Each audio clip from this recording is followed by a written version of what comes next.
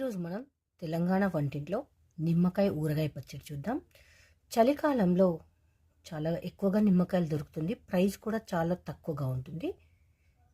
గల్లుప్పు నేను మెత్తగా గ్రైండ్ చేసి వేసుకుంటాను.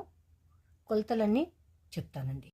ఆవపొడి చేసుకుందాం. ఇందులో ఆవాలు ఊరికే గ్రైండ్ చేసుకుంటే చేదైతుంది, మా అమ్మ చెప్పేది. కొంచెం ఉప్పు వేసుకొని గ్రైండ్ చేసుకుంటాను. మెంతులు డ్రై రోస్ట్ చేసుకొని మెంతి పొడి కూడా చేసి రెడీ పెట్టుకొని ఆవకాయ స్టార్ట్ చేద్దాం. కేజీ నిమ్మకాయలు, పావు కేజీ ఉప్పు, దానిలో 50% హాఫ్ కారం అండి. నేను గల్లుప్పు తీసుకొని గ్రైండ్ చేశాను. అదేంటక్క డైరెక్ట్ మామూలు సాల్ట్ తీసుకోవచ్చు కదా అని క్వశ్చన్ తప్పకుండా వస్తుంది. నేను ఆన్లైన్లో సాల్ట్ ఆర్డర్ పెట్టుకున్నానండి. వాడు 4 kgs రాక్ సాల్ట్ ఇచ్చిండు. ఇది దేనికి యూజ్ చేసుకుంటే చెప్పండి. ఈ పచ్చడికి ఇలా నేను దొడ్డుప్పును గ్రైండ్ చేసుకున్నాను. 2 స్పూన్స్ ఆవపొడి, 1 స్పూన్ మెంతి పొడి, 1 స్పూన్ పసుపు నుంచి ఈ 10 నిమ్మకాయలు ఒక దానిలో 8 పీసెస్గా చేసి నేను ఆ ఉప్పులో వేసి ఊరబెడతాను. ఈ రిమైనింగ్ అన్నీ కట్ చేసి జ్యూస్ చేసి యాడ్ చేస్తాను.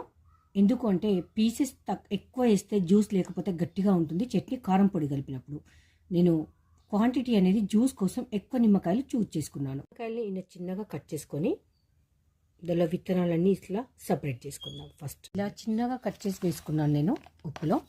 ఇప్పుడు రిమైనింగ్ అంతా దీంట్లో మనం జ్యూస్ చేసి తీసుకుందాం. ఇది పార్ట్ 1. ఇది పార్ట్ 1 నిమ్మకాయ చట్నీ. పార్ట్ 2 అనేది నెక్స్ట్ వీడియోలో చూసేద్దాం. ఇది ఇలా వేసేసి ఒక మినిమం 3 days పక్కన పెట్టుకోవాలి. నెక్స్ట్ మధ్య మధ్యనే కలుపుతూ ఉండాలి. ఇది మా అమ్మ చేసే స్టైల్. పీసెస్ ఏంటి అంటే పెద్దగా కట్ చేస్తే కొంతమంది తింటారు, కొంతమంది తినరు, వేస్ట్ అయిపోతుంది. అందుకని నేను ఇలా చిన్నగా కట్ చేసుకున్నాను. ఆల్మోస్ట్ విత్తనాలు తీసేసాను. చూసారు కదా, అక్కడొకటి బై మిస్టేక్లు అయితే వచ్చింది. దాన్ని కూడా నేను తీసేస్తాను కలిపేటప్పుడు.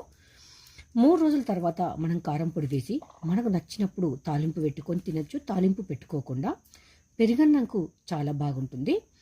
అండ్ ఇంకొకటి ఏంటంటే ఇప్పుడు చూసారు కదా, ఇది రసం అనేది నేను కాయలది ఎక్కువ తీసుకున్నాను. రసం ఎక్కువగా ఉంటే మనము మిర్చి పౌడర్ దీనిలో వేసినప్పుడు గట్టిగా అవ్వకుండా కొంచెం లూజ్గా ఉంటుంది.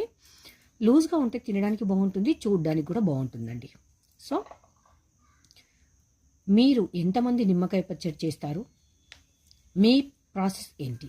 నా పద్ధతి చూసారు కదా, నచ్చితే ట్రై చేయండి. ఒక లైక్ చేసి సపోర్ట్ చేయండి. నిమ్మకాయ పచ్చడి ఊర పచ్చడి అండి, ఇది నిల్వ పచ్చడి. పార్ట్ 1. పార్ట్ 2 మరొక వీడియోలో చూద్దాం, కారం పొడి వేసి తర్వాత.